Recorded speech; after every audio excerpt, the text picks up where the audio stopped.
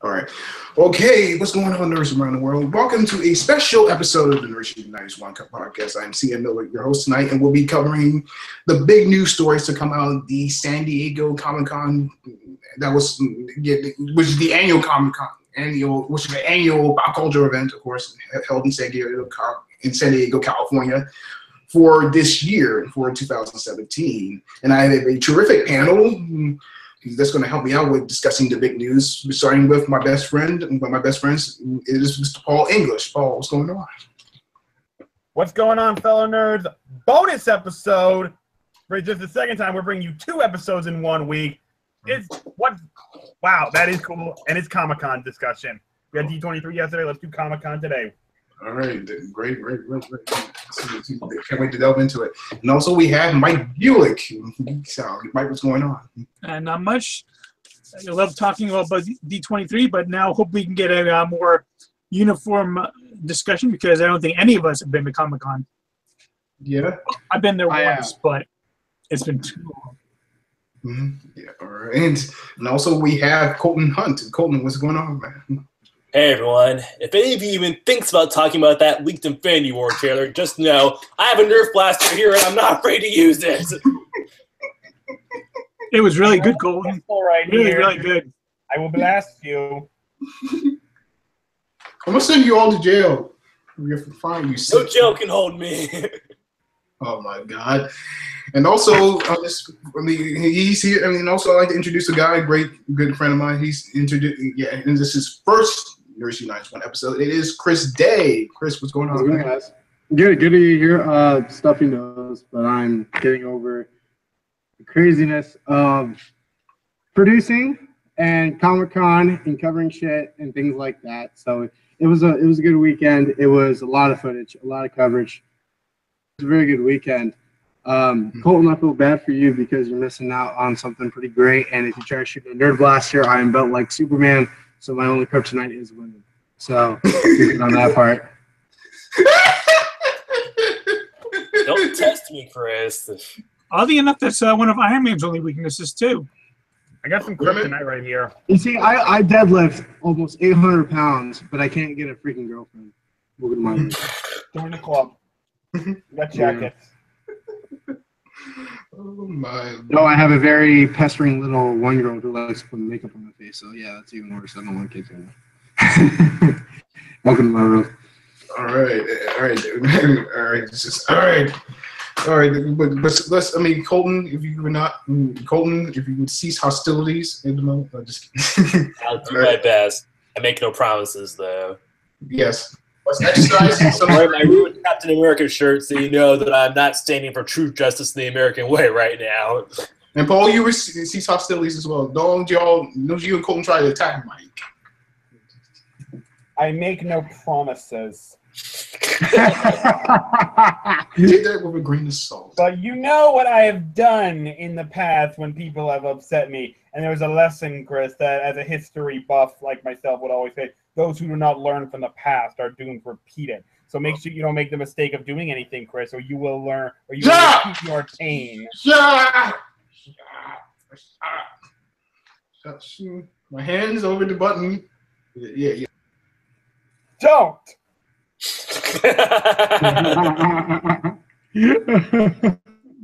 This is going to be a long episode, I can already tell. Yeah. Okay, let's get this thing started so we can all go to bed at a decent hour. Yeah, I got yard work. Still got a movie to watch. Yeah. All right, Colton, don't rush. All right, like I said, the episode the topic of the episode we're going to be delving into is what happened at the San Diego Comic-Con. First, we'll be talking about the second Inhumans trailer that dropped at the event, and I would say it's a decent trailer. I would say it was much better. It was way better than the one that was released a while back. To be fair, though, that's really not saying a whole lot. Yeah. I mean, the special effects, I guess, don't seem quite finished. The acting seems kind of, I guess, stiff and wouldn't the best. But it's just an interesting premise to tackle. You know, It really shows you that the movie might not have been that good anyway. Maybe not. But this is going to be the first episode of a limited, television. Like a limited television series. That is going to be. And the big attraction for me is like it's going to be debuting in IMAX, the 1st of September, which is. I didn't know that. That's pretty cool. That's going to be like pretty awesome. We're already from what we see, just like the production value. Yeah, the production values looked pretty. Well done. The dialogue comes off as stilted. I guess. It does feel like a soap opera. It feels like Game of Thrones. And oddly enough, the biggest comparison you could draw upon is that Iwan Rehan, who played Ramsay Bolton on Game of. Was Ramsay Bolton on Game of Thrones. So, yeah. So the comparison seemed, I guess, quite valid. I know most of you haven't seen Game of Thrones, but yeah. I have watched that show so many times. Yeah, I still had to see the second episode of the season. What? Yeah, I DVR'd it, but I still haven't gotten around to it. So yeah, definitely. But yeah, maybe they're forcing themselves, then people to forcing the show. Maybe I suppose the writers are forcing like a compelling power struggle. To me, it seems more like the shows of the syndicated sci-fi fantasy TV shows in the '90s. It comes off with that kind of vibe more than anything. Just but there is interesting. There is interesting potential, I suppose. But there's things that there are issues I have that make me go.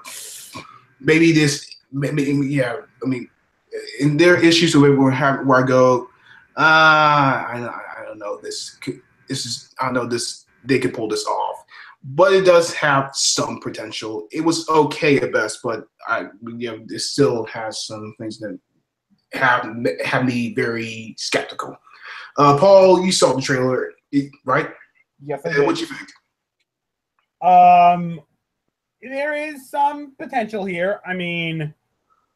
I know we haven't had much of a chance to talk about. I know we haven't had much of a chance to talk about it, but I praised season 4 of Agents of S.H.I.E.L.D. Whenever I got the chance to, because it was the best season they've had so far. Mm-hmm. There is some potential. I guess we shall see. The trailer was definitely good. I don't think it convinced me to see the first episode in IMAX, probably because the closest IMAX theater to me is in Manchester. But I will definitely watch it when it comes on. I will give it a shot. We'll see. Marvel has been making good prop TV shows recently. We're going to be discussing Defenders later on, and so the Netflix shows I've seen are good. We'll see. There's potential here. I just hope it lives up to it. Yeah, not include Iron Fist. That wasn't that good. I have not seen Iron Fist. Yeah. Well, definitely share some sentiment. Share some concerns with you there, Paul. Definitely. Mike, what do you think of the trailer? What was your reaction to it? Yeah, I kind of agree with you. I liked it more than I liked the first trailer. Don't get me wrong. It seemed like the first half of the first trailer was okay, and it kind of fell apart at the end. I love Spider-Man 3. Yeah. This one, the trailer was a little bit more consistent with quality, but it's kind of telling that the showrunner and executive producer behind Inhumans is Scott Buck, and the last TV series he did was Iron Fist. Now, I didn't mind Iron Fist, but it was definitely the weakest out of all the series.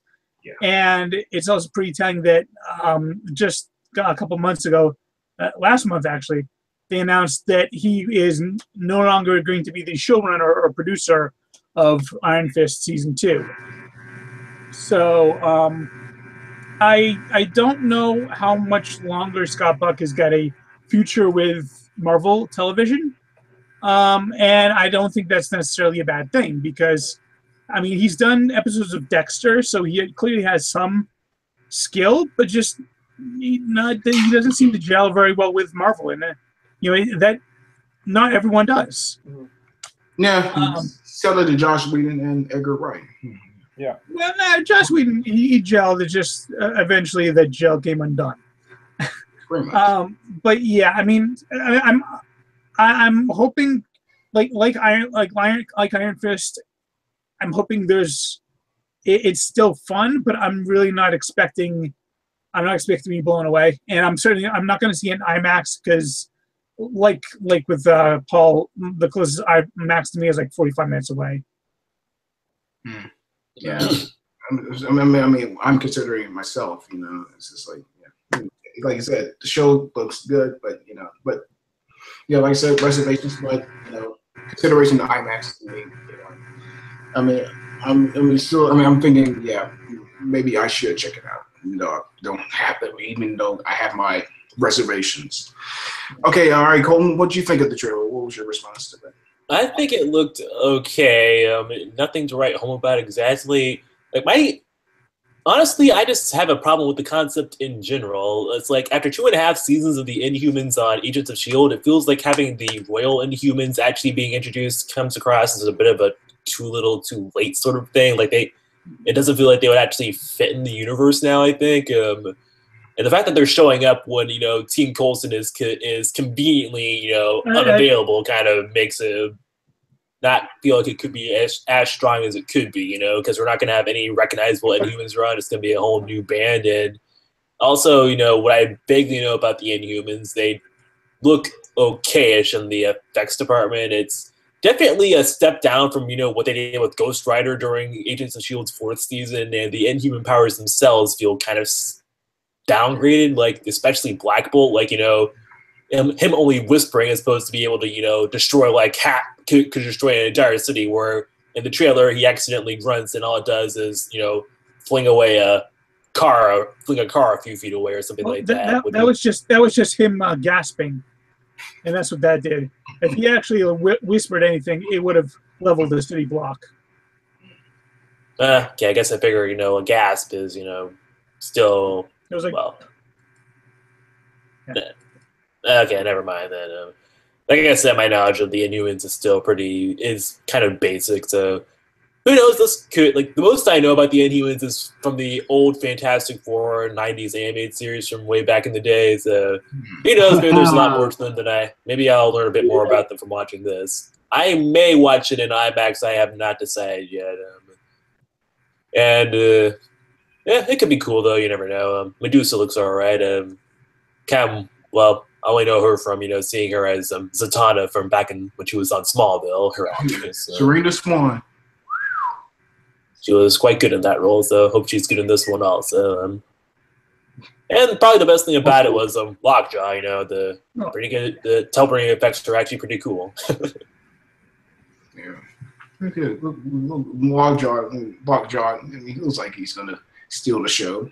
I don't know, maybe. I was just like, it comes out on September 1st, so when the re-release of Close Encounters is going to be on that day. I'd rather go see that. I was going to say, I might see that. I'd rather go see that. Yeah. All right. Well, Chris Day, all right, what was your response to the trailer? What did you think of it overall? I didn't watch the trailer. This was probably the only one, because I watched the last trailer, and I like the Inhumans. I haven't read big on them. Where I know movies the most, like the indies and stuff like that, but I also like certain superhero stuff. And with me, Marvel Television's on and off. I adore what Netflix is doing with Marvel besides Iron Fist. But for me, I think Agent Carter, Agents of S.H.I.E.L.D., I just got back on because I stopped after season 2 because I was just like, I came on, I'm like, okay, let's check it out. And I've adored what they're doing. I really don't care about it because I think Inhumans is great as a movie. I think it has the property of becoming something. Yeah. But when obviously Marvel doesn't want to do it and you want to make it a TV show that honestly looks really bad, I don't know if this is the right way to go. And the way it's looking, it kind of is disappointing, being honest. Seems like it seems like people are not really enthused about You know, Cautious but hopeful, I think, is the correct term. maybe. I'm so off and on with ABC and Marvel. Like, I adore Agent Carter, but they had to cancel it, and it was like the best thing on ABC. So it's like, why bother? You know, I like what Agents of S.H.I.E.L.D. was doing, but I'm not 100% sold on it. And with Humans, I'm like, I think it could have been Marvel now. And I never read a Captain Marvel comic. Let's go see a Humans movie because I really just don't care anymore. So I'm probably just going to go see Close Encounters. Yeah, well, nobody's gonna stop you there. I mean, I know you have your doubts about it, but I guess for me, I thought that adding Ghost Rider was the worst idea that Agents of S.H.I.E.L.D. could have done, and it was by far the best mix up. I thought Ryan Reynolds was perfect, but when Deadpool was coming out, I was like, I don't know about this. So movie 5 times. So, and you know, same thing going with Logan. Yeah. The Wolverine, it turned out to be pretty good. So who knows? Maybe it'll be wrong. Let's hope. But I'll watch the premiere, and if I'm not interested, like I said, check it out. You know, like I said, may have some hope, may have some doubts. You know. I mean, we'll see if it works out in the long run. Okay, the next thing we're going to cover is the Defenders trailer. You know, I guess I don't really have much. I guess I don't really have much to say on. On it. I mean, because I haven't seen any of the Netflix shows. Damn. Look at me like that, Paul. Please. Yeah. Dude, come on, Here man. and start watching it, dude. Yeah. Just watch Daredevil season 1 Here, tonight. man. Yeah. Daredevil season 1, end of episode 2. End of episode 2. You'll thank me later. I so need to see them. I mean, That scene. Dude, the first 4 episodes of Daredevil season 2. That will blow your mind in so many excellent ways. Speaking of Daredevil season 2, my expectations are a little higher than I expected them to be. I have a question after this. Say that again? Are we talking about Punisher maybe after this? What? I mean, they kind of revealed in the Defenders. Kind of breaking up there, Chris. Yeah, you're kind of breaking up there. Oh, stupid. Sorry, I apologize. My internet sucks. Let's talk about Punisher a little bit.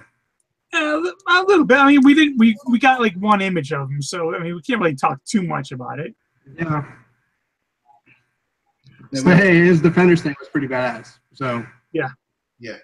I was gonna say, I don't really know much about. And apparently, the series has been viewed. I mean, they showed the first episode of the series at Comic-Con. I mean, I think it's got a mixed reaction at best.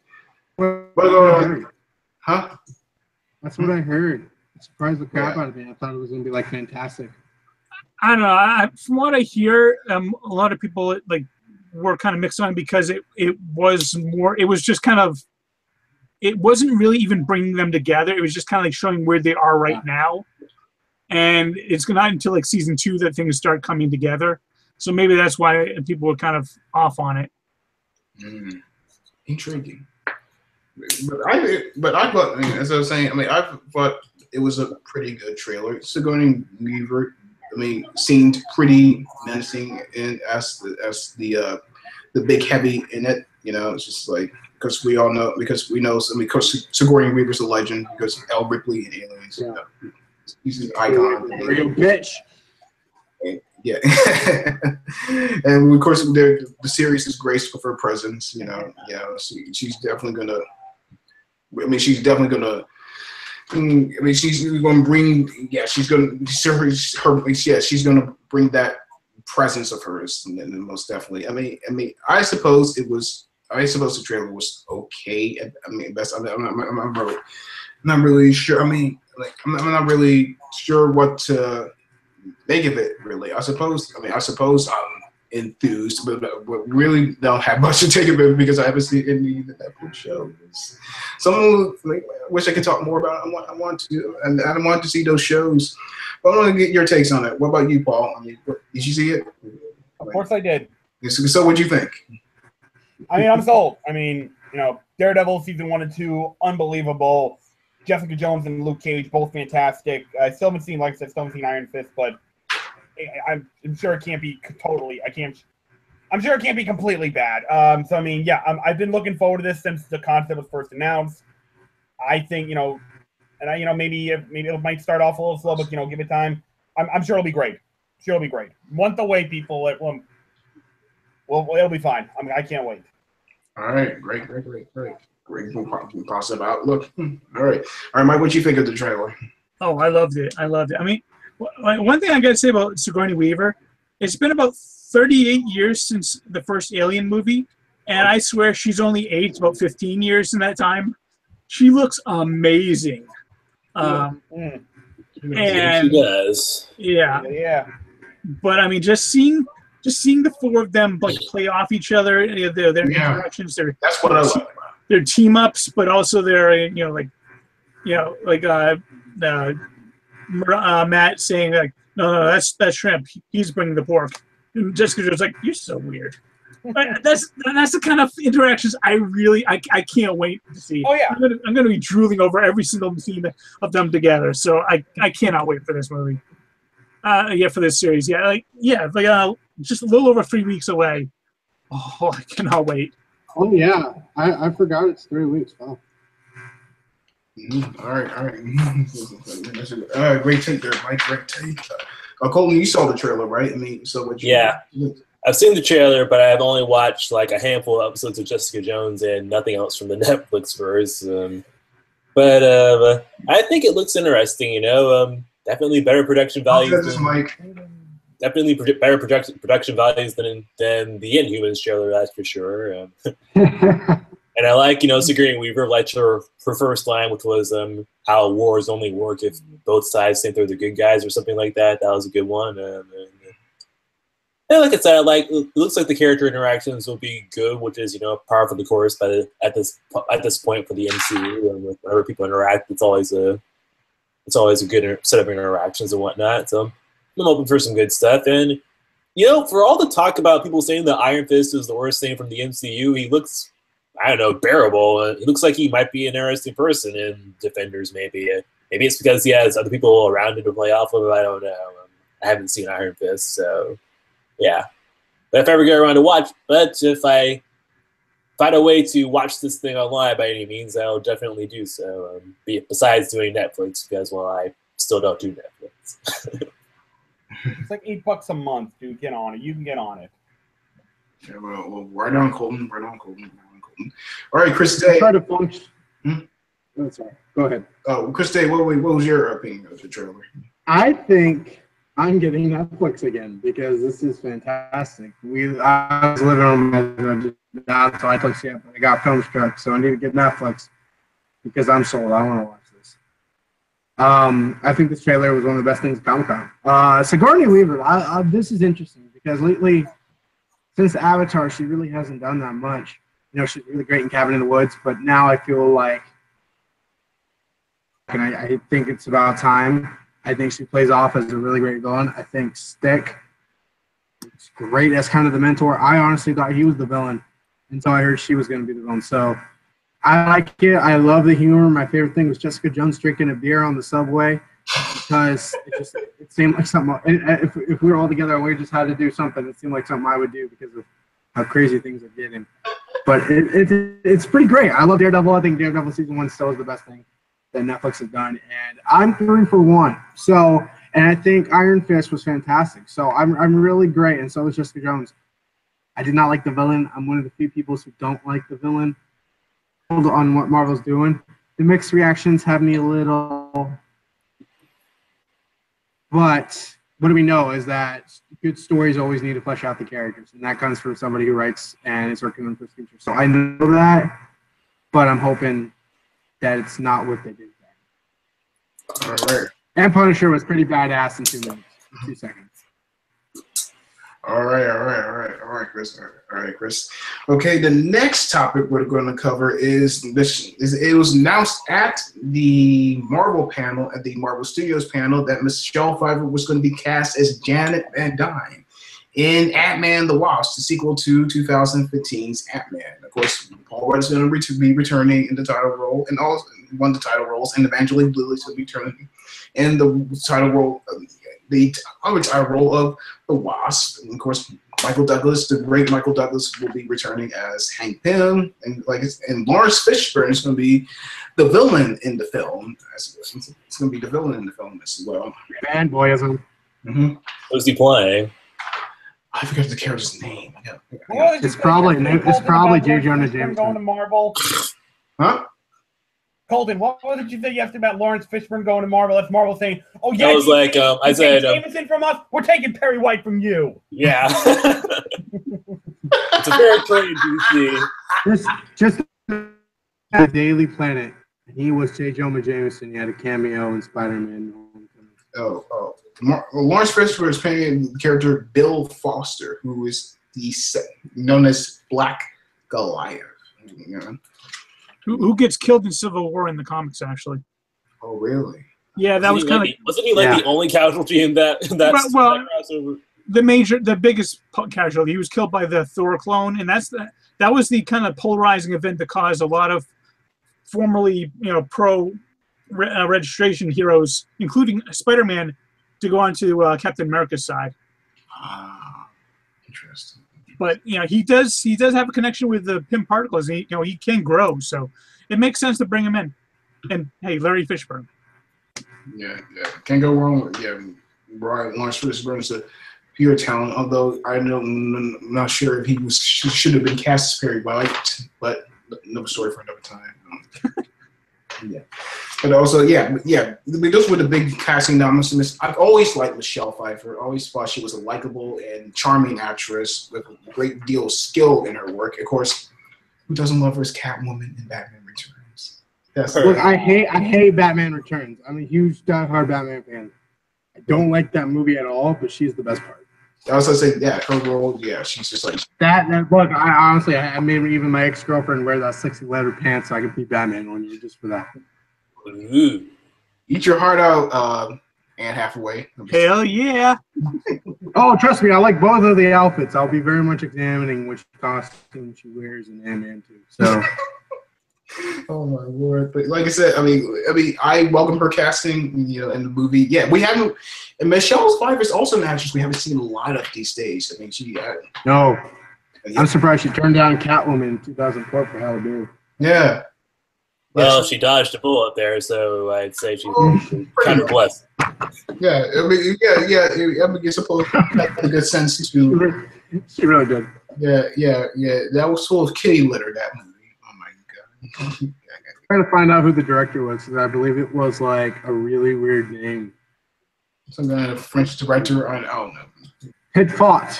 That was the director who did Catwoman. It was Pit Fott. Such a great director.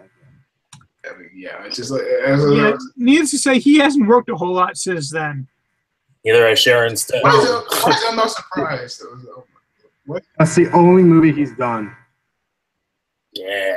Real debut, and that was the only movie he's done. Yeah, I feel bad for the guy now.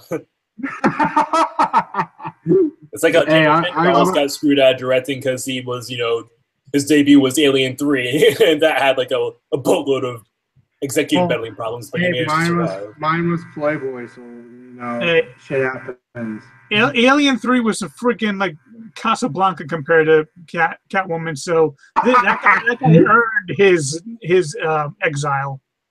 Yeah, was it the guy's name? Patoff. I sound like I should go into fashion designer. Stick to freaking fashion designer. Let Tom Ford do movies. I was also saying, Michelle Pfeiffer. Apparently, she's in like an HBO at the moment. I think she's doing She's in an HBO movie about Bernie Madoff. With Robert De Niro. He is doing that. With Robert De Niro starring. I had to check that movie. Yes. I watched it. pretty fantastic at it. She was really good at it too. So I'm sold. No, I don't think I've seen her in many things since Yeah, Scarface Wizard of- and Batman Returns. So She's in the Wizard of Lies. Yeah, I was about to say, yeah, the Wizard of Lies, and also she's going to be. I'm gonna say Yeah, she's also going to. that's a big one. Oh yeah, and that's also she's going to be in Murder on the Orient Express. which I'm looking forward to. Yeah, I want to see that. The trailer was Man, I enjoyed it. no. yeah, But hey, Johnny Depp dies in the first 10 seconds. So you know what? I'll give it a shot because he just needs to stick to doing Black Mass movies because that. Well, yeah. Alice in Wonderland 2 can suck my balls. That movie was god. I enjoy Pirates. All right, just so you know. which one? The new Pirates, you know, All of them except for 4. 4 was, but I actually really enjoyed 5. 5 was great. She's also going to be doing the new Darren Aronofsky movie that's coming out this year called Mother. Oh yeah, So that's a horror movie. Yeah. Yeah, Which looks. I was about to say, yeah, but he's like, yeah, I certainly welcome Michelle Pfeiffer's addition to this movie, and I can't wait to see her and play this character. Paul, what you think? What was your reaction to Michelle Pfeiffer's casting and also Lawrence Fishburne's casting? Michelle Pfeiffer, Janet Van Dyne. So does this mean what we're all suspecting, that maybe she somehow survived the quantum realm all these years? Are we going to get to see her? 2 generations of Ant-Man and Wasp team up? That would be interesting to see. But yeah, Michelle Pfeiffer's a fine actress. I think she'll do a great job with it. Oh, definitely. I definitely liked her in Scarface. I really liked her. Yeah. Oh, yeah. I mean, I know Scarface. Yeah, I mean, like, it isn't a great movie, but it's a very good one. Of course, that's what was a breakout role. All right, Mike. What did you think of the casting? Oh, I mean, Lawrence Fishburne is just a fantastic actor, so I love to see him in anything he wants to be in. Yeah, Michelle Pfeiffer. Yeah, I'm just looking at her kind of filmography here. It seems like every few years she takes like 3 or 4 years off just to kind of relax or whatever. But it's interesting. yeah, I'm totally for her casting. I mean, personally, I mean, I've watched Ant-Man and the Wasp a few times, and there are a couple of scenes when Scott's in the quantum realm at the end where you can see the outline of a woman just for like a flash second, but you can definitely see them. And so I've always known that Janet's around, and I think bringing her back would be a smart move. Or I mean, hell, just you could also have flashbacks to her missions with Hank back in the 60s. I mean, they did the de-aging thing with Michael Douglas at the beginning of Ant-Man. So, oh yeah, really, really good job with it too. So yeah, that was like basic. He was like how he did in the Basic Instinct era or Wall Street era. So I mean, I don't see any reason why they couldn't do that with Michelle Pfeiffer, and if they want to do some flashback scenes with her as well. But yeah, I genuinely don't think that they would have hired an actress of her prestige and caliber for just a couple of flashback scenes. So I think they're gonna find a way to bring her back. Oh, definitely, I'm with you there. I mean, definitely, yeah. I mean, yeah. She, I mean, no, she. You can't dismiss that. I mean, there's no way. I mean, there's no way you're going to relegate her to a small role thing. She has to play a big part. Yeah. All right, Colton, what would you think of the casting? Well, like Paul said, or that I said earlier, it's a fair trade between DC. We have Perry White, they have J. Jonah Jameson now, and hoping that DC continues its trend of making better use of its villains and whatnot. After they did a good job with Michael Keaton as Vulture, so I'm hoping that they do a good job with Lawrence Fishburne as Batman. What? And then Catwoman. No, stop. I don't know if Lawrence Fishburne's going to be the villain. Actually, really? I think that the villain might be Walton Goggins playing Sonny Birch. Oh, who can? Oh my god! Who can go wrong with Walton Goggins though? Yeah, because I mean, Sonny Birch in the comics I think he took over. He either worked for or he took over Cross Enterprises, as in Darren Cross. So I have a feeling he might be. Maybe he's like kind of like the overvillain, and he hires Ghost, because I know Ghost is supposed to be in this one as well. Well, either way, it's still, I didn't know that. Either way, it's still good casting to get Lawrence Fishburne into the game, and Michelle Pfeiffer, she was good in one comic book movie, so I'm sure she'll be good in this one also. I mean, we got Michael Keaton, so it'll be cool to have Michelle Pfeiffer in there also. Too bad they can't share screen time since they're two different heroes and all that jazz, but it's still nice though, and I'm pretty sure it'll pay off. I hope we do see her outside of flashbacks and what have you, but only time will tell in that regard. It will depend on what the story is, if anyone even decides to go back to the quantum realm in the sequel. You said Michael Keaton, right? Yes. What do you mean, Yeah. Michael Douglas? What? No, I was talking about Michael Keaton, as and we have him in the MCU. Now we have Michelle Pfeiffer. We have Batman. Now we have Catwoman. Yeah. Yada yada. Yeah, interesting times we live in. Interesting times. All right, Chris, what was your reaction to the cast? Love it. I really. First off, Lawrence Fishburne. Such a big fuck you to DC. After hearing that,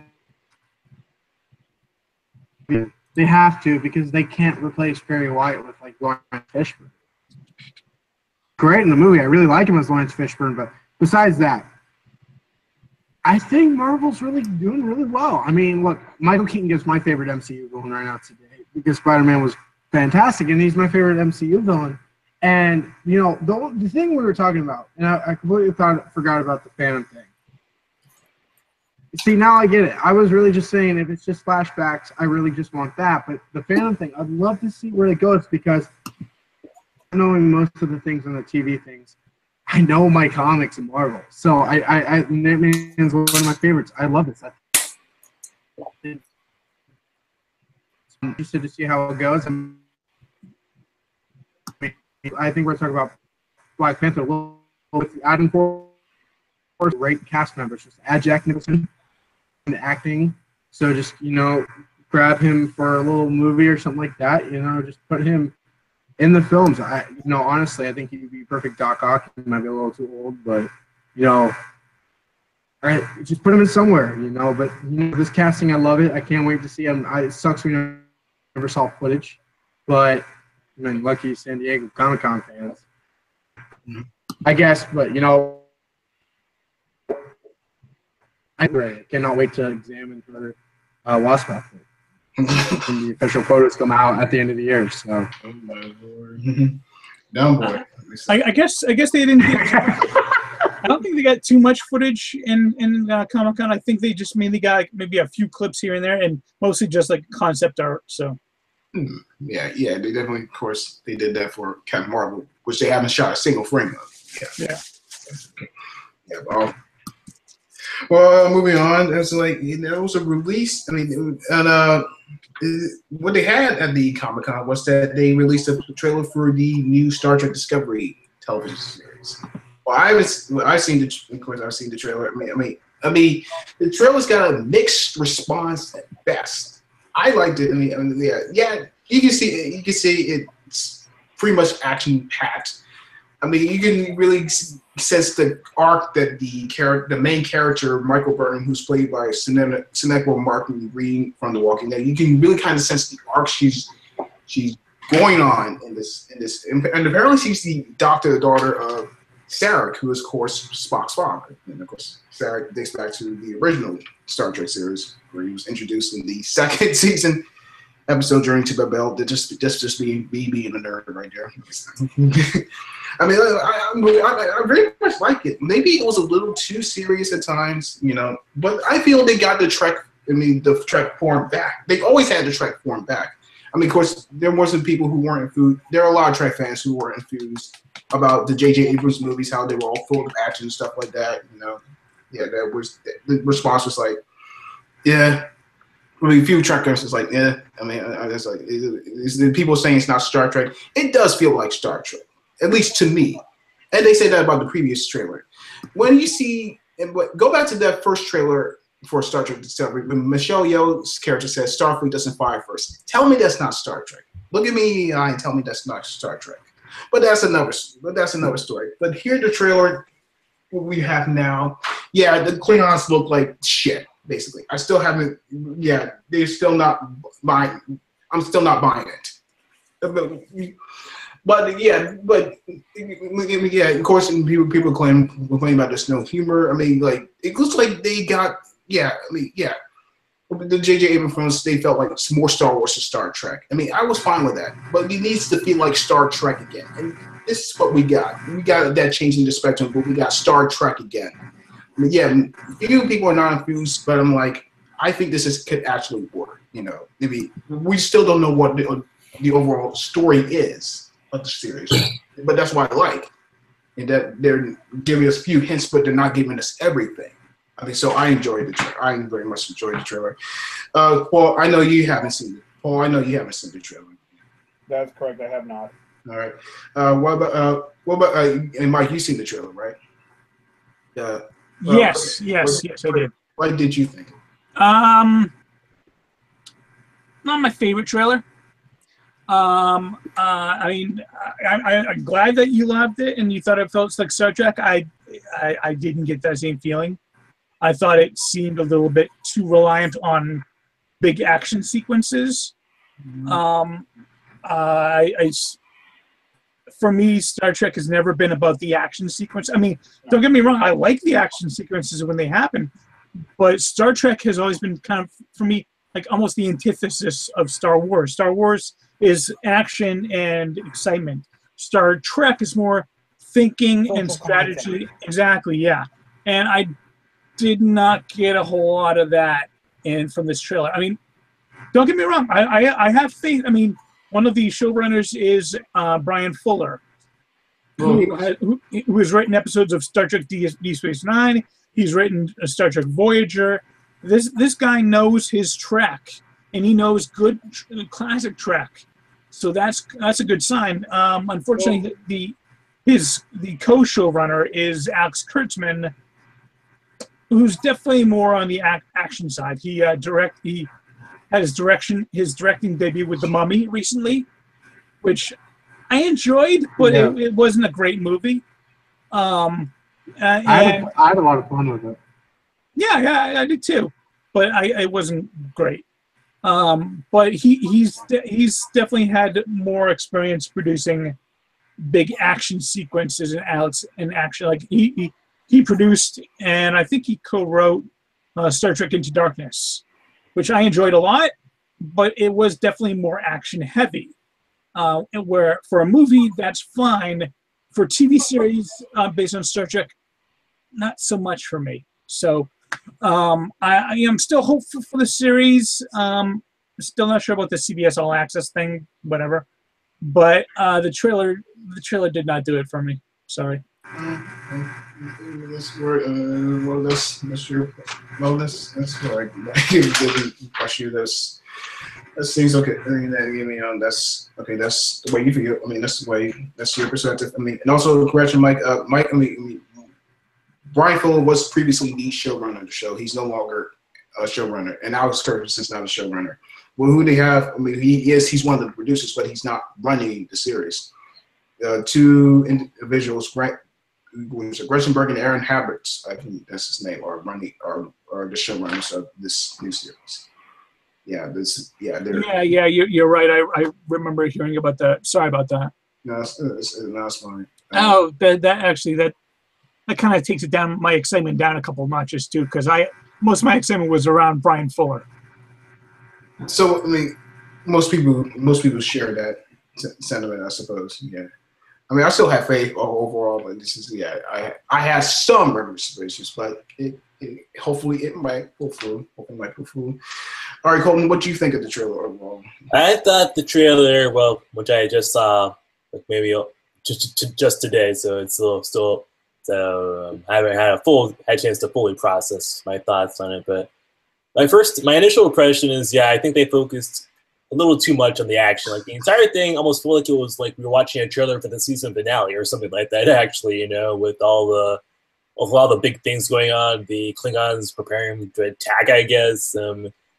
It's not that the action didn't look good or anything. It looked pretty good, but like Mike said, Star Trek has never been, strictly speaking, really overtly focused on the action. And who knows, though, this could just be another case of them Star Trek beyonding themselves, where the actual product is not as action heavy as we were led to believe from the advertisements. And I'm hoping that's the case. But the Vulcan character that we have, it feels like she's just not really what we've come to expect from Vulcan. She seems way more emotional than we're used to seeing. Well, she's not Vulcan. She's the adopted daughter. Oh, I thought she was a Vulcan. No, she's the adopted daughter of a Vulcan. Yeah. Really? Yeah. Okay. No, I think there is a Vulcan in the trailer. That was Sarek. You're talking about the male. Oh. Yeah, the male Vulcan, right? Yeah. Wait just 1 second.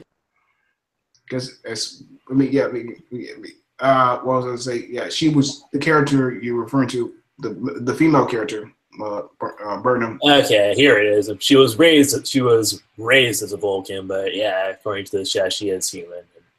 Yeah. Okay, then. I've seen some people are already upset about the whole, Spock has another previously unmentioned relative, because we all remember how that went down with Star Trek V. Yeah. What does God need with a spaceship? Seven. Oh yeah, I remember him being mentioned. Wait, never. But in the grand scheme of things, this could work out though, and it's nice to have Star Trek back on TV because, well, being on TV again, that can allow them to do more small scale. That allows them to do more small scale stories and get back into what made Star Trek great. Since nothing against the Abrams verse, but being movies, they're expected to do the more large scale stuff and whatnot. So this could work out to Star Trek's advantage in the long run. All right, interesting take on. Was it Chris Day? I know you didn't see the trailer, right? No, I'm not really big on the TV shows except for the original, and the Next Generation. I like the movies. The past three have been great in my opinion. No, I watch the trailer. I'm kind of the Star Wars guy, but I'm also more into classic and indie movies, so I'm kind of out on this one. Okay, all right. Yeah, I'm not big on Star Trek TV. Besides, I adore the original. It's one of my favorite things in the world. Mm-hmm. But yeah. Yeah, all right. Okay. All right. That's your choice there. That's your choice. Yeah. All right. Moving on, a panel was held at the event for Ready Player One, which is yeah. Confused about that. Which is Steven Spielberg's adaptation of the science fiction novel by Ernest Cline. By Ernest Cline. It's set into the mid 21st century, like around 2024. It has this a guy named Wade Watts, and he plays it. He plays his game, and he's engages in this virtual reality world called the Oasis. And this is where people can engage in numerous activities for work, education, and so forth and so on. Wade plays his game. He searches for an Easter egg left by the deceased founder of the whole Oasis, and whoever finds this Easter egg will inherit his fortune. And that sounds like an adventurous and exciting premise. I enjoyed the trailer. It's very adventurous, very exciting. A tad overwhelmed with special effects, but you can sense there's no doubt the trailer draws you in. It's just the world, the detail. The Oasis looks fantastic. It's just the trailer. It looks dazzling, so to speak. I just loved it. It looks like it's like Spielberg's turning to his classic sensibilities. Returning to the films that made him who he is today. Like Jaws, Close Encounters, Raiders of the Lost Ark, E.T. so forth is returned. It feels like he's back to the films. He's returning to the films that made him famous. It looks like classic Spielberg. Of course, it looks like pop culture Nirvana, so to speak, because you got the Iron Giant in there. You got Freddy Krueger, and it's just like, man, this is like, it's just wonderful. It's just wonderful. The scenery in it is just spectacular, and I can't wait for this movie. I really can't wait for it. Paul, you saw the trailer, am I correct? No. Oh boy, gotta get on that. All right. Well, then you're no use to us, Paul. Yeah, I actually have a really interesting story about Ready Player One. Hmm. I really had an agent told me to do. Mission for one of the sports. So I go, okay, when's the deadline? Do it, I go ahead and do it. I'm the idiot that prediction date for it. So I pretty much missed the opportunity to work with one of the greatest of all time, but So you I blew auditioned. it. So you Yeah, auditioned. it's this thing called casted talent. You need to make it just send it in on. It would have been interesting to see. Sorry you missed that. Oh my goodness. I bet you. Yeah, my mom was very ashamed of me that day. I bet you would have been jumping up and down if you got it. Oh yeah. Yeah. Mike, you saw the trailer, right? Oh yeah.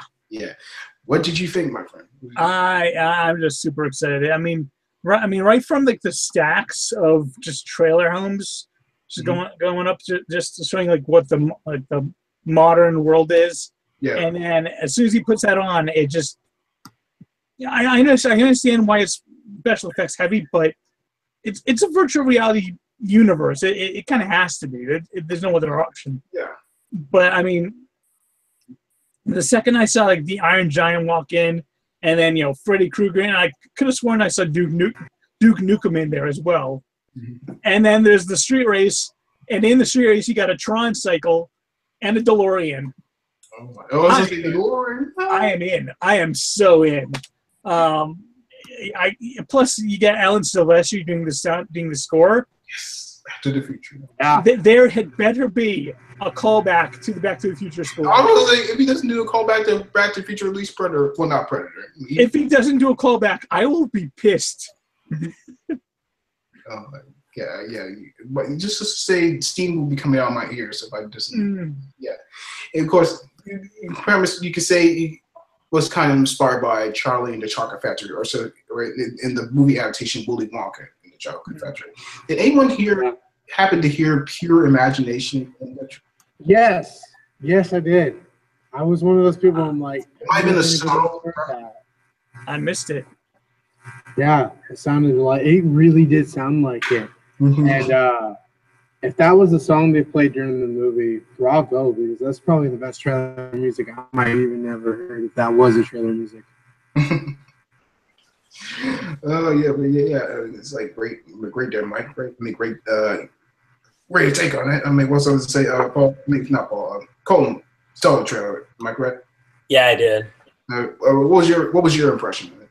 Well, much like Doctor Strange and Ant-Man and a few other movies I can think of, this looks like it's every special effects team's wet dream right now. Definitely the wet dream of every video gamer, I can tell you that much. I am definitely ready to watch this film. It looks like, I never read the book that it was based on, but that trailer really has me sold on it. It looks like they're really, going all out to make sure this is an effective video game world. And that part where we saw those players getting ready to, get engaged in, I guess, a race or something like that, that was actually pretty cool to watch. We got all these, the avatars for some of the characters, all that jazz. It looks pretty solid, actually. I'm looking forward to it. I actually kind of want to read the book now. Yeah, but I know I can't. I have to wait until after I see the movie to read the book now, because otherwise. I read the book. I read the book a year ago, and I understand people saying that it's pretty fantastic. Yeah. Yeah, it's just like it definitely has the feel of Willy Wonka meets the Matrix. Definitely, I suppose so. Yeah. All right, what was it? Oh, Chris. Of course, Chris Day. You saw the trailer, right? Yeah, I watched it 40,000 times. I fucking loved it. I mean, you know, I keep saying I love movies, but I love movies, man. And Steven Spielberg is one of the greatest. I mean, you cannot say that. You know, yes, I have my doubts about his movie that's coming out about the Watergate, that they're really rushing it. But he's been working on this thing for almost 3 years. And it also reminds me how fucking stupid I am to miss a fucking deadline. I mean, I had the link and I sent it to you, Kristen. It's just this trailer, man. It feels like Spielberg. You know, I really enjoyed Tintin. I wasn't big on War Horse, and you know the BFG was good, but it was a box office disaster. So, being honest, I think this because the way it looks, I had no idea. Even when I was reading what's it about, I'm like, and then it turns out to be something quite spectacular. And you know, I was watching the panel too. I'm sure we'll talk about it. But we were talking about the panel, and they were talking about how it takes inspiration from Blade Runner and Tron and that kind of futuristic world. And, you know, I think that the way they said it was like, I want to find young Spielberg. How the guy he got was Steven Spielberg, who at his age is like, I don't know, 70-something. Yeah, he's like 70.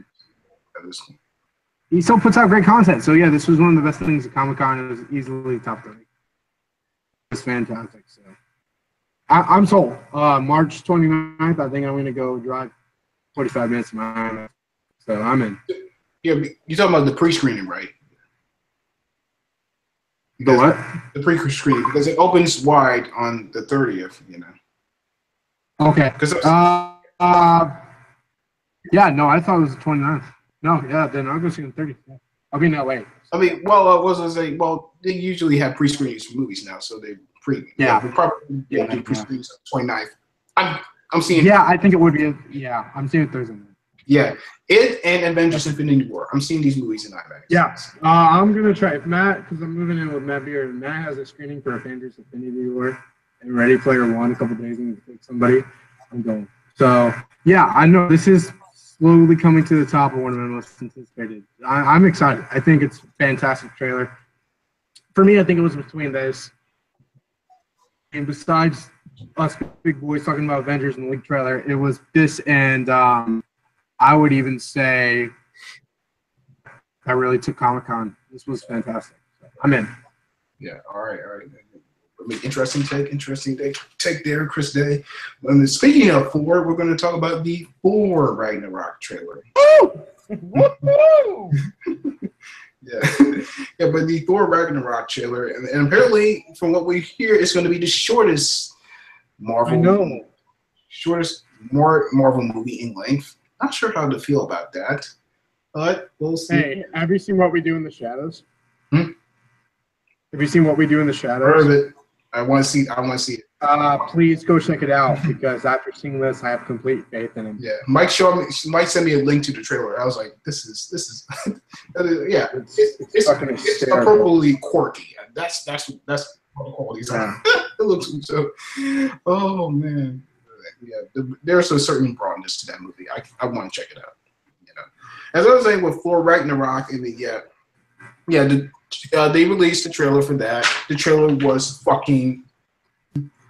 It's like, you know, you get a sense of the overall story. You know, what's it going to be about?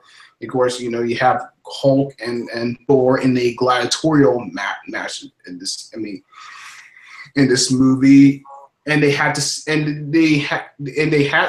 Thor has to defeat Hulk so that he can save Asgard from Hela, who was going to be portrayed by Cate Blanchett, and he has to save his realm from her and the upcoming Ragnarok. I mean, yeah, this trailer was fucking fantastic. You know, this seems a lot lighter. I mean, I haven't really been big on the Thor movies. I like Thor 1, but it had a bit of sitcom-ish humor, and Thor: The Dark World was kind of mad.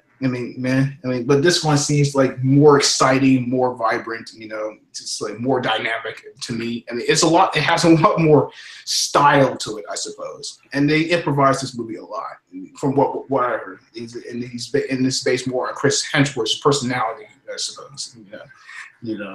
But yeah, this seems a lot more enjoyable than the other Thor movies. I'm actually a little bit more enthusiastic about it. And the director, Taika Waititi. Taika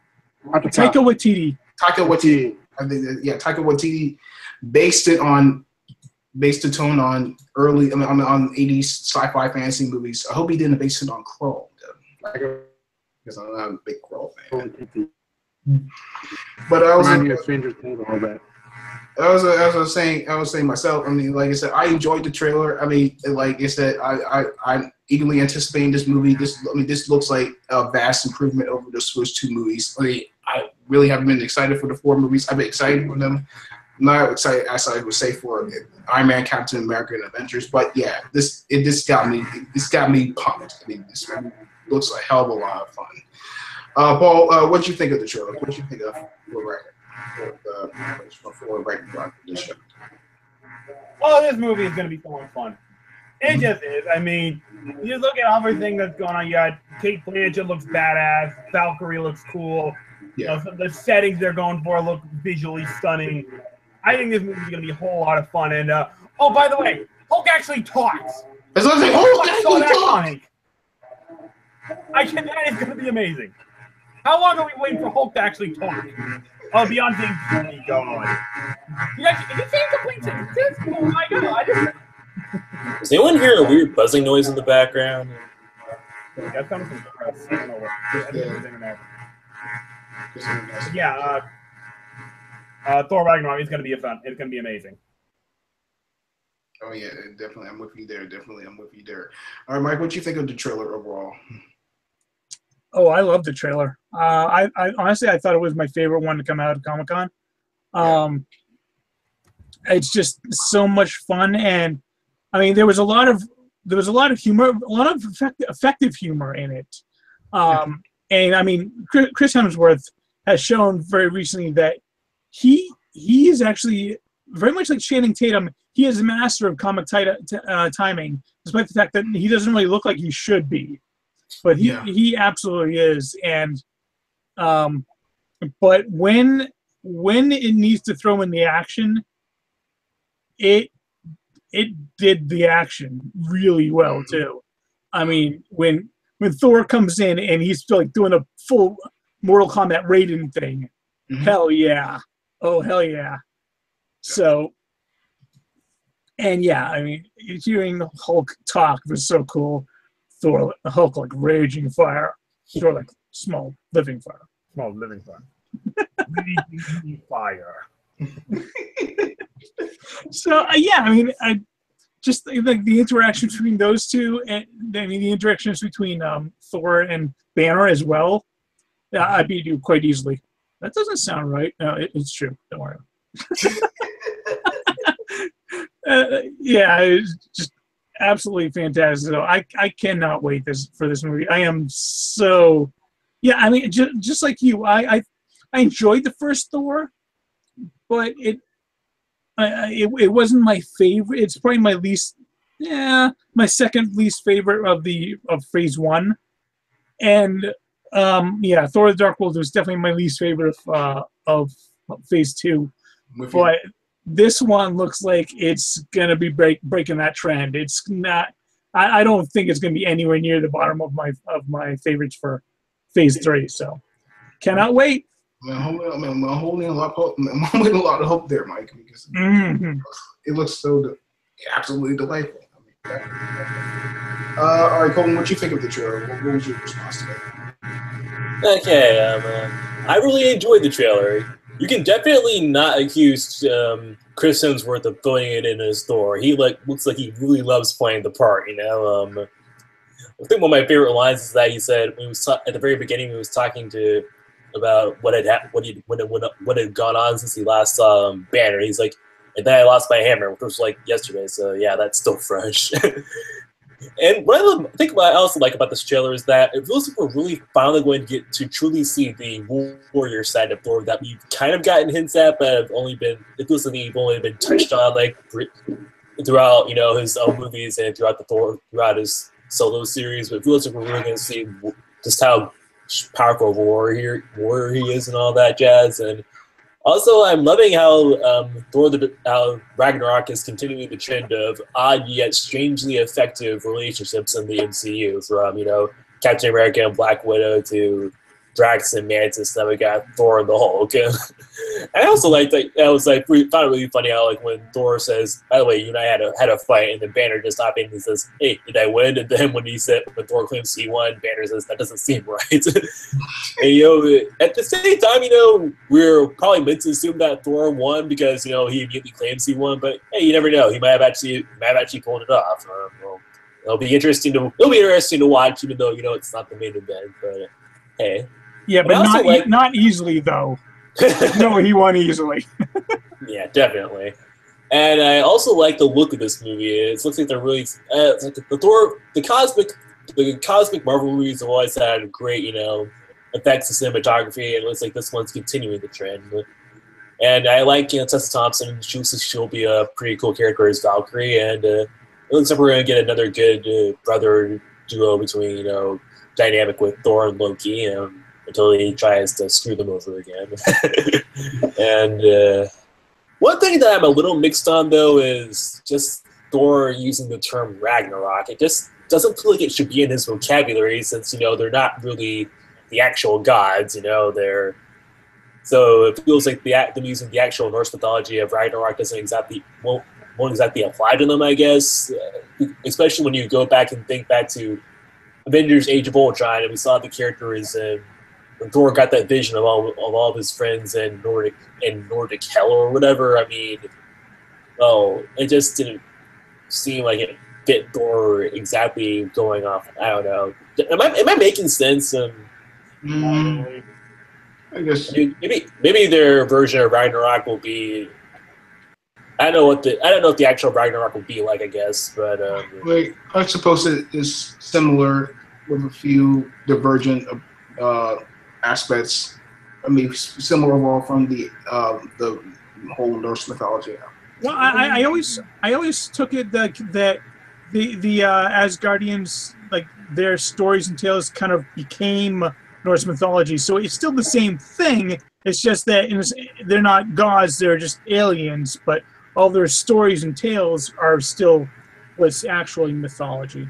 Yeah. Well, you gotta think Oh, sorry. Go on, Paul. You gotta imagine that when Marvel decided to adapt these great Norse tales into their comic, you had to figure they had to take some liberties from the actual Norse mythology. So, how the way Ragnarok is played out in Norse mythology, it's probably going to be a lot different than what it is in what Marvel's version of Ragnarok is. Yeah, it'll probably make sense in context. And looking for my favorite part of the trailer was, and I definitely love seeing Thor showing up at the end of Hela's like, I'm the goddess of death. Who's the god of again? And then Thor shows up all powered up and ready to kick some ass. And I'm like, hell yeah! It looks like it's going to be the most powerful we've ever seen Thor, and I'm definitely looking to seeing how that throwdown goes, among other things. So yeah, overall I'm really looking forward to this. And of course, there's the Hulk actually speaks. And at first, I actually thought the Hulk's design looked kind of off compared to how he looked in Age of Ultron, but it's kind of grown on me. A new haircut makes him a new man. That's what it is. A new haircut, he's a new man. He looks like Lou Ferrigno a little bit. He looks like what? Ferrigno, the original Hulk in the 80s. Maybe. A little bit. And the look's grown on me since then, so I think it'll be all right. And when we see it in the actual film and all that jazz. So overall, I'm definitely looking forward to this, which is pretty shocking since, like a lot of you guys have said, Thor wasn't exactly my favorite of the Avengers. Like, I like the first one well enough, and I really don't like the second. So for the fact that I'm excited to see Thor 3 speaks well of it right now. Let's hope the advertisements deliver on what they promised. Pretty much. Yeah. We're hoping that. By the way, is anyone else shocked that Jeff Goldblum only had one line in the entire second trailer? They're probably shilling all the between him for the movie, I suppose, because I think Jeff Goldblum's going to be one of the highlights of the movie. It's just like Jeff Goldblum, the actor doing all the time. Yes. If you guys have a chance, look up on YouTube Jeff Goldblum Apple commercial drunk. Because Jeff Goldblum did a bunch of Apple commercials back in like the mid '90s or early aughts, and someone took those and cut it down and slowed them down to half speed, and it sounds like Jeff Goldblum is completely shit-faced in it. He's like, "Internet, I like the internet." It is hilarious. One of the funniest things on YouTube I've seen. Oh my god! Now I'm tempted to check that out. It sounds like it's gonna be a riot. Oh my goodness! Also, keep this in mind. Yeah, Marvel also brought Hercules into their comic book staple, of course. Adapted the character, of course, from Greek mythology. Yeah. Also, what I was about to say, just like how they just, of course, we know, Thor is a part of Marvel Comics since he is from Norse mythology. I was going to say. All right, Chris Day, what was your reaction to the trailer? Fucking, oh my god. When Clancy, I just looked up Clancy Brown, for those who don't know, one pretty cool voice actor. Mm-hmm. He is also the security guard in fucking the Shawshank Redemption, one of the greatest movies ever. He's playing Searcher. Yeah. And he's playing Searcher who's fuck, oh my god. Like, I love Searcher. I've been waiting for this for a long time. And, you know, I fucking love this trailer. This probably was the best moment of Comic-Con for me. You know, besides Colton, yeah, Avengers. I mean, well, yes, it was, but to Colton, it didn't come out. We didn't get it. So, and he's probably going to beat me right now. You know, because Colton said that, because, you know, it's my wet dream. It's everything I've ever wanted. So, and I love Hulk. And I actually am one of the few people who thought Thor was pretty good. But I love The Incredible Hulk. I think it's great. And we're never going to get another Hulk movie, unfortunately. So this is going to be kind of like our Hulk film, which they announced recently we're never getting another one. So this is kind of our Hulk movie. And it sucks. So fucking Marvel for that. But I mean, look, I love it. He does look like, he looks like, well, somebody said he looks like he lost weight. He kind of does. Hulk does a little bit from what he looked like in Avengers and all that. But I'm excited. I love this movie. Avengers, I love the trailer. I'm very excited. So, yeah, I'm in. Mm-hmm. Yeah, love your enthusiasm there. Definitely. Fucking Searcher. I mean, that last shot was the greatest thing in the fucking history of that comic. Fucking fighting a giant fireball like, fuck yeah! But like at the end when my ex-girlfriend was coming, it's like felt like Marvel fanboys exploded like he does. I mean, it's like every nerd's wet dream. No wonder they can't find a girlfriend. Most of us. Oh, there's a lot of us do that. Yeah. I mean, I can't. Like, yeah, that's. Hopefully, they're delivering that aspect. On that aspect, you get from the advertisements. Let's say you see. You can tell he's a Marvel fanboy, and that's what I like about him. You can tell he's a fanboy. You know, when you hear he's directed the movie, you're like, ah, and then you see the trailers, and you know, Thor is also the highest like trailer of all time, like 39 million views. So I'm wondering how this is going to do. It's better than the last trailer, and the last trailer was my favorite trailer of the year. So I think this is really getting up there. Even better than Star Wars. Mm-hmm. I think that Star Wars is really better. I mean, and Blade Runner. Blade Runner might be my favorite trailer of the year, because all the Blade Runner trailers have just made my mind go fuck. Yeah. The Blade Runner trailer was definitely awesome. So was this. So was the Thor Ragnarok trailer. Okay, and moving on to our last topic of the show. It is the Justice League Comic-Con sneak peek, which they showed. Well, I have one question real quick. I just got word. Wonder Woman has got a release date, the new one. Say that again? Wonder Woman got a release date. Wonder Woman 2. Okay. Yeah, I saw that And, too. it comes out on Blu-ray September 19th, which I will be going to pick up. And it comes out December 2019. Just in time for Christmas. Thought you guys would know. Which means that they better be hoping that Star Wars Episode 9 remains in May. Yeah. Yeah, let's hope so. I mean, what was I about to say? I mean, I was gonna say Justice. Yeah, I was gonna say Justice League. Yeah, they showed a Comic-Con. They showed a sneak peek for the film. I was surprised. I was surprised about one aspect. But we'll get further into it later on. But looking back at it, I'm not sure if it was surprising. But as I was going further, I mean, they revealed some things in the trailer, and especially they showed us few shots of the villain Steppenwolf, who's going to be played by Syrian Hins. You know, so we see a little bit more of Commissioner Gordon, played by J.K. Simmons. I'm pretty sure. I mean, of course, he's not going to be Gary Oldman, but I think he's going to do awesome in it. You know, so to speak. Of course, just like in the trailer. The standouts have to be like Aquaman and Flash. I mean, I think they're going to be the best parts of this movie. Just like, I'm not really sure if I was sold on Ezra Miller playing the character, but you know, I think he's going to give us a wonderful interpretation of the character. I mean, like I said, if I have one complaint, like I said, it may be a little too over reliant on special effects, I guess. Seeing too. Zack Snyder, what do you expect? But still, we didn't need to see a lot of it. Still, we didn't need to see a lot of that. We really didn't need to see it. It's still a little too much at times. But they look great.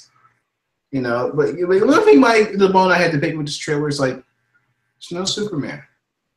Where's Superman in it? I mean, yeah, it was just like, they say they're going to bring it back, yeah, but it's like, what? How come we haven't seen the glisten? You haven't seen a single frame. It's like, I think we're waiting for the movie like they did with Wonder Woman when she came in BVS, which I like. A lot of people didn't love it. I thought it was great. But I think he's also at the end too. Maybe. When he said it, they thought it was Green Lantern, but no, I think it's. I do. I think it's Superman. Yeah. At the end of the trailer, I mean, he said you might show up, but it might be him. It might be him, might not be him, but still, I guess I had like a slight disappointment overall. Didn't like it as much as I did before trailer. Didn't like it as much as I did the first trailer for Justice League, but it was still enjoyable. You got to see a few other things, of course. You know, get to see what the movie's all about. Of course, Steppenwolf's gonna be searching for the mother boxes. You know, which is gonna be an interesting premise. That was what I would say. Yeah, I mean, yeah. The dialogue can seem a little stilted, but you know, doesn't mean I'm not enthusiastic about the movie. I'm pretty enthusiastic about it. I still want to see it. It was just a great sneak peek of it. I mean, I just had a little. There were certain things to be that maybe they could have done it better, and of course, you know, it was Superman. So, aside that slight disappointment, I found the sneak peek quite enjoyable. All right, Paul, what was your reaction to the whole thing? What was your reaction to the sneak peek of Justice League? Justice League. Oh boy. What's it? Maybe I'd be more excited for this movie if I had made time to see Wonder Woman, but I just was not able to. Oh. You all know why. Bachelor's degree. As it stands right now, I'm still not optimistic for it. I mean, I've rambled on and on about how much I'm not impressed with the DCEU, how much I despise Zack Snyder, and I'm kind of raising my anti-Snyder ban for a little bit on this. I have little hope for it. Let's just put it like that. I still have little hope for Justice League. I mean, when you think, especially when you think about the fact that how if you want to look at it this way, which I do, fucking Greg Berlanti created a better Justice League than Warner Brothers proper has right now. That's just, come on, Warner Brothers, get your shit in gear. You know, I'm basically repeating myself too much. I'm not going to say too much, but I'm still not hopeful for it. All right. I mean, yeah, it's okay to share your skepticism. It's okay to share your skepticism. Pretty much, letting it all out. I suppose. Mike, what you think of the sneak peek? I enjoyed it. I thought it was fun. It's interesting if you check out Jeremy John's review of it. He actually has a side by side of they have the same shot of Wonder Woman in both trailers, and it actually shows that the whole color palette has been lightened up. You see, Zack Snyder's it's kind of a darker tone, and then Joss Whedon, he's got a much lighter tone, much more vibrant. So you can already tell. You can already tell that Jesus. Yeah, you can already tell that Joss Whedon is putting his fingerprints on it. Yeah. I think all these reshoots that he's doing will be I really think this is going to be a co-directing.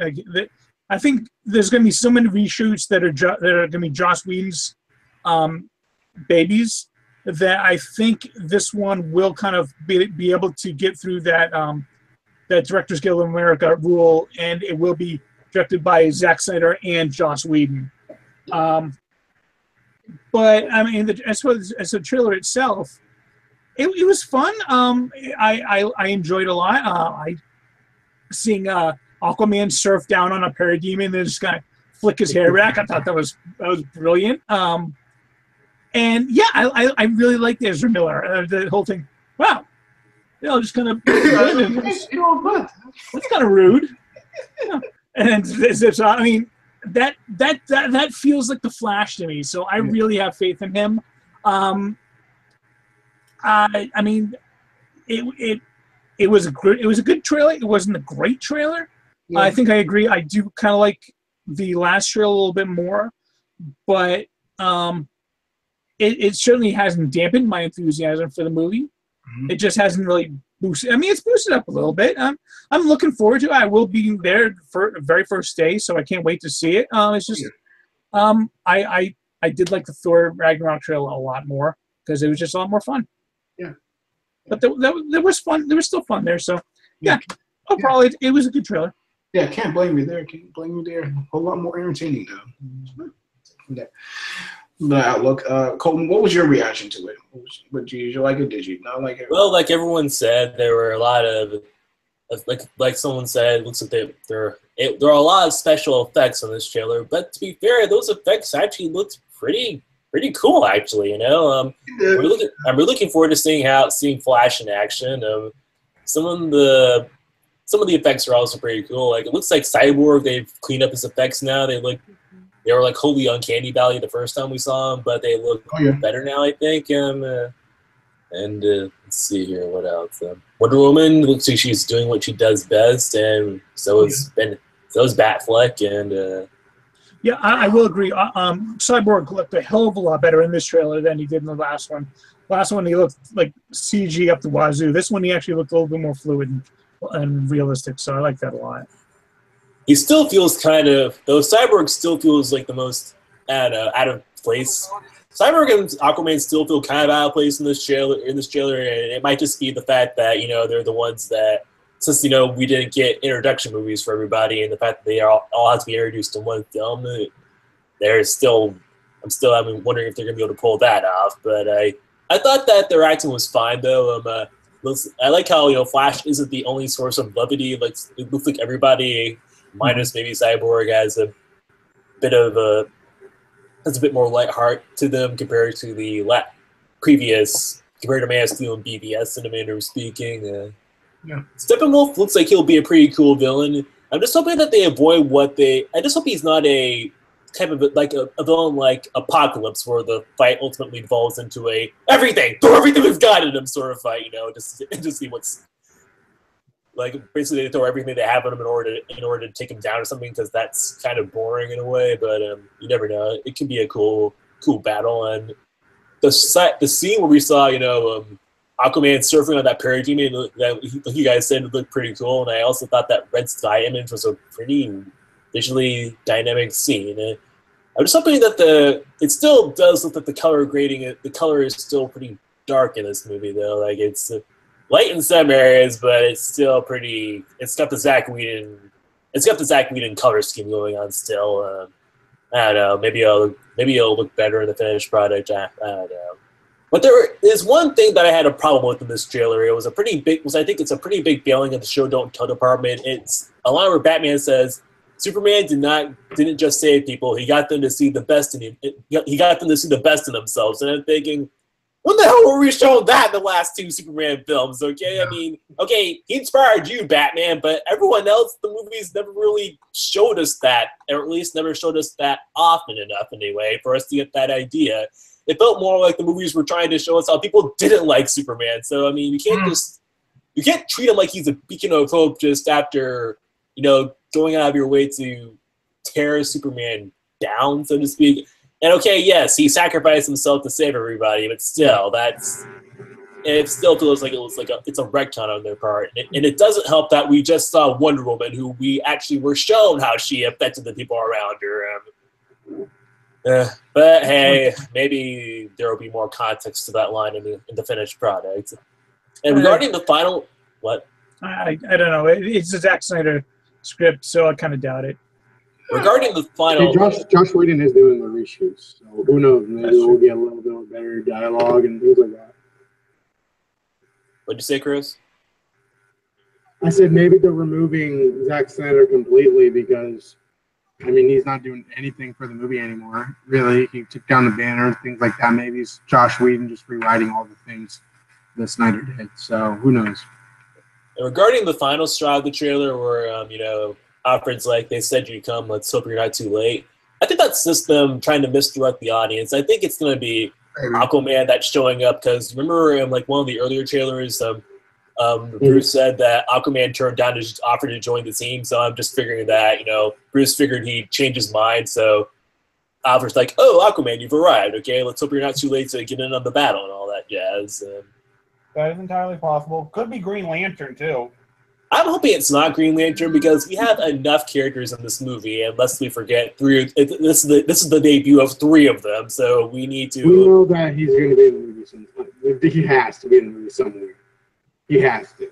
I just want them to keep the team as small as possible, okay? Because what I will admit, though, there is one thing that I like about this trailer is that it looks like they're focused on just telling a good story about the Avengers, but just the Justice League coming together. Is that they're toning down the symbolism massively, and they're focusing on the narrative like they should, and I think that might give us a pretty good film. So I'm keeping my fingers crossed, and like I said, they've got good amounts of levity going on there. Like when Alfred said, "Well, this is the day when all we had to worry about were exploding white penguins," among other things. Oh, yeah. So I think there is a chance this movie might actually work. We'll have to just hope for the best. Definitely have to keep some optimism there, I suppose. Yeah. Chris Day, what was your overall thoughts? What was your reaction to? Yeah, it was great. I'm one of those people that has had faith in DC films. I thought Batman vs. Superman was great. I'm one of the few people who really enjoyed it. Suicide Squad was trash. That was one of the biggest disappointments of my life, and I've been supporting them for the time that they did. I also like that BTW that did air shit on them, talking about Bright. So I thought that was great.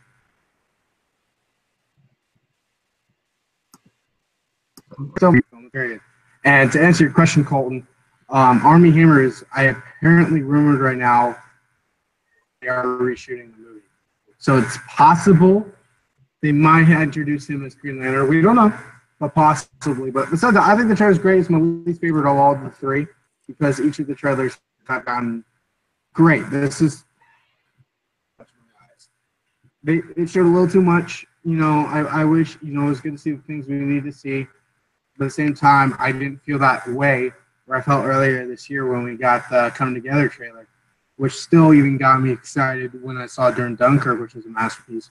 But, I mean, you know, it looks great, you know, but honestly, I'm ready for what they do after. I'm honestly more excited for Wonder Woman 2 than I am this. And, you know, I'm just being honest. Mike's even yawning. I mean, everybody's like, I don't even know if we're all ready for Justice League. I just hope it's great. That's all I hope. Because it feels like to me, since Wonder Woman, they could do on their own. But I think Zack Snyder's just done with the DC period because he took off the banner off Twitter. He took everything. I think this is Josh Whedon. Well, I mean, there was also the news that dropped that the Flash movie is now Flashpoint. Yeah. So that's they're pretty much saying, yeah, after Justice League, we're doing a soft reboot. Yeah, because pretty much, yeah. And Wonder Woman 2 is going to be set in the 1980s, which means it's going to take place before Flashpoint, so it won't be affected by it. So we still get the Wonder Woman. Yeah, and Shazam is shooting like next year. So also that, and then Ben Affleck. I love how he pretty much said "fuck you" to everybody who said that he wasn't playing Batman because you could tell. I watched the footage and I watched closely. He's not. I looked at his face. I looked at his expression. He was just quiet the entire time. He should be excited to play Batman. He just doesn't look like it to me. I think he's, you know, they scrapped his freaking script. I think they're done. Well, his comment, his answer to that when they asked him that question point blank, his answer was very, very, very brave, very diplomatic, but it was also very inconclusive. He didn't say one way or the other. He basically said, "Oh, I love Matt Reeves. I'd be an 8 for him if he wanted to. I love playing Batman." That's not saying that he is going to be playing Batman in the future. That's just saying he loves playing Batman.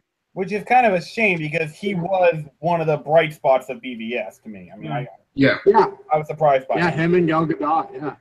Going back to the Flashpoint thing, though, it just seems weird that they would talk about doing it so early, though, because it's like, you know, it'll be the equivalent of having Civil War take place after the Avengers. It's like it's talking about blowing up the status quo before they even have a chance to have the status quo be established. Well, are you really surprised by that, Colton, given the amount of negativity this DCEU has perceived so far? I mean, let's be honest, Man of Steel, yeah, it was good, but Batman v Superman was a giant mess, and Suicide Squad was a slightly less mess. Yeah, I mean, Flashpoint basically is them saying, we're going to be rebooting it, but we're going to be keeping all the things. Basically saying, fuck you, I guess. Yeah, we're going to be keeping all the things that you like, and we're going to be changing all the stuff you didn't like. So don't worry, keep with us. We got this under control. Yeah, I mean, like they said Suicide Squad was going to be this big hit. We were all excited. Like, everybody was talking about it. What happened? They were expecting it to be a big hit. Wonder Woman's the highest grossing DCEU film ever. And it's only made 708. No, not ever. Domestic, Domestic. And I'm saying this. I'm saying, let other people do it besides Snyder. Because while I like Batman v Superman, Patty Jenkins waited 8 years to do Wonder Woman. What happened in the movie? Let Mel Gibson direct Suicide Squad 2. It might not actually happen. What the reports are saying, Daniel Espinosa. Or not Espinosa, somebody else. The dude who did Nonstop. So, but honestly, though, I think out of anything right now, I'm excited about the obvious one, Shazam, because The Rock's playing Black Adam. But you also got the guy who likes. Yeah, from what I hear, Black Adam is not going to be in the Shazam movie. No, that's what I've heard. I think Black Adam is the next movie. I think. Maybe. I suppose. Besides that, I think Justice League looks great. But honestly, I would rather like Warner Brothers. I think Justice League was the last thing everybody liked because Blade Runner was fantastic. The panel was great. Ready Player One was the highlight of Warner Brothers. I think we're just ready for this movie to move on. I just don't think we care anymore. we're more excited for Infinity War because they're actually going places with Marvel. I I'm don't sorry, think but people care. They're skeptical. I mean, Yeah. yeah, Wonder Woman. I mean, I like Man of Steel, but over time it's like, just can't warm up to it no more. Mhm. I mean, it's not good. I mean, it's not bad, but it's not good. Yeah. That Avengers trailer though, that was pretty cool. Yeah. yeah, Uh-oh. yeah. Like Colton, doesn't that Yeah. Avengers look fantastic? Thanos at the end of that. Oh my god.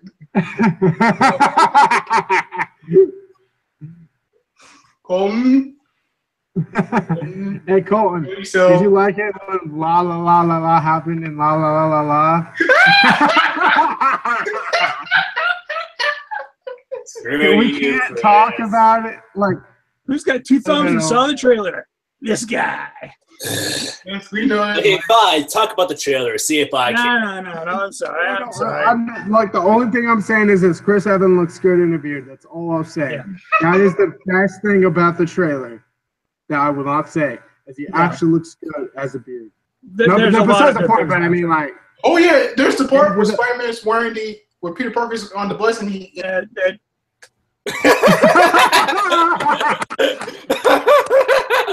all right. I remember when the big reveal that people are Colton, saying something's going on. with Here's Steve what I Rogers. would say to you. It's probably not going to be too much longer before Yeah, Marvel will release it officially at some point. So don't worry. I mean, it is. No, it it's- is. Gonna, it's coming it is less than a year since till the movie comes out. So, I mean, the trailer. I mean, the trailer did look really, really good, nice and finished and polished. So, I wouldn't be surprised if at least a version of it gets dropped in the next month or two. Well, honestly, Colton, I'd say August. Expect it. I'm gonna say expect possibly another trailer before Black I Panther wouldn't- or Black Panther or Thor. I think there will be another trailer around then. I wouldn't discount that at all. Yeah.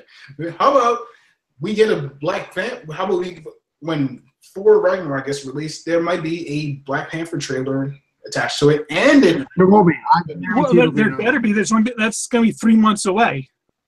yeah. So yeah. Another Star Wars trailer, please. Yes, another Star Star Wars. Wars you know- trailer is probably going to happen when football season kicks off. I guarantee. September. Probably. I would say September. That'd be my maybe guess. October. I'm going to say the first Monday Night Football. Or maybe Probably when probably. I mean, October's only 2 months out. I'm going 3. I'm going to say September. Maybe. Hey, when did we get Rogue One trailer? I think we got a Rogue One trailer in our September. So yeah, We got it around November. I suppose November. Okay. But honestly, though, out of the two, I wanted to ask you guys, what movie are you more excited for out of the two Marvel movies before Infinity War? Because I'm more excited for Black Panther. Thor Ragnarok. Right now, Thor 3. That might change once we get another Black Panther trailer. Because Ragnarok and that are like two of like top 3 of the year right now for the year and next year, obviously. But honestly, after what Ryan Coogler brought in that first trailer, I Yeah. got to go Black. For me, I think I'm going to go Black Panther as well. I mean, don't get me wrong. I love the Ragnarok trailer. Yeah. But what Chadwick Boseman was able to do with Black Panther and Civil War. I mean, for me, he was the shock of the movie. I mean, I didn't think they gave him such Spider-Man. a fantastic character arc in the movie that wasn't about him. So, and that trailer was just jaw-droppingly incredible. So, I mean, I am desperate to see Thor Ragnarok, but I am more desperate to see Black Panther. Yeah, I was gonna say. I haven't seen people more excited about an announcement than possibly Chris Miller casting Chris Day as Iron Man. So who knows? Yeah, First stage Iron Man. Let me see. from your mouth to Kevin Feige's ears. Right? Hail to the king, No. everybody. Yeah. Okay, that will most certainly do it for our show. Thank you so much for joining us. I mean, this is absolutely wonderful talk about all the news that came out of this event. This event came out of San Diego Comic-Con. It's very much wonderful. I mean, it's just like covering all these great stories, and also make sure to check out next week where we'll be talking about our top 5 favorite superheroes. This is the next episode we'll be doing. Oh. Yeah. Sure, I'm so looking forward to that. That's going to be a If hard I list to could narrow come down. on, I will hear the shit out of this if I could come on. What was that? That's going to be a hard list to narrow down for me. Yeah. All right, I'm There's a it's chance. obvious to me. There's a chance I could come down next week. I am down. Okay, all right. Well, hopefully you'll be showing up. And yeah, but for this show, I thank the people for joining me. Paul, as always, it's a pleasure joining you, being part of the show.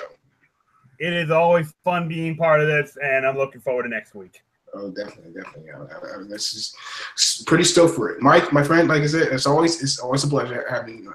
Hey, always a pleasure to be here. And the Stranger Things 2 trailer was awesome as well. Cannot wait for that series. Cannot wait. October. Vincent Price. That's all I gotta say. Vincent Price. Oh yeah, that was beautiful music to use for that too. Oh my word! Oh my goodness! Can't wait for that. And Colton, it's always a pleasure having you as well. It was great being here. It was a good talk, and I'm looking forward to next week's show. I bet you can't guess who my favorite superhero is going to be. I think you wrote the surprise already. Damn it! Is it Avengers Infinity War? One of the guys from that, like Thanos? What'd you say, Bruce? It says it Thanos. No. I'm going to say it's the Wizard. I'm thinking the Wizard. Going deep cut on that one. Midnight, maybe. All I got to say about the Wizard is, if the code name is the Wizard, you don't want to be in a yellow costume. And also, Chris Day, this is being your first show. It's great having you on the show. Hopefully, you'll be on some more shows in the future. Hopefully, we'll have you. Yes. Hopefully, we can scare you away. No. Honestly, look, I get more scared away when people write rants on Letterboxd in my movies. So, no, but honestly, I have a lot of people blowing up because I broke kind of the announcement recently that the Weapon X movie I'm doing comes out Friday. So, a lot of people are excited, but here's the thing. I'm going to see a lot of hate because people are going to go, those are real Wolverines claws. It's not a cool character Wolverine. And I'm saying this right now too, and people are going to say this because my favorite superhero team where I'm going to try to get movies. I need to get on this because I've been wanting to do this for a long time. And while my worst superhero movie of all time is Fantastic. But besides that, thank you guys so much for having me. If you want me on next week, I am 100% going to be ready to talk about Batman. So thank you guys for having me on. It was a privilege. We loved having you on the show. Like I said, top 5 favorite superheroes. Make sure you check it out for that. That will be our topic next week. Thank you so much for joining us. And until next time, goodbye. Peace. See ya.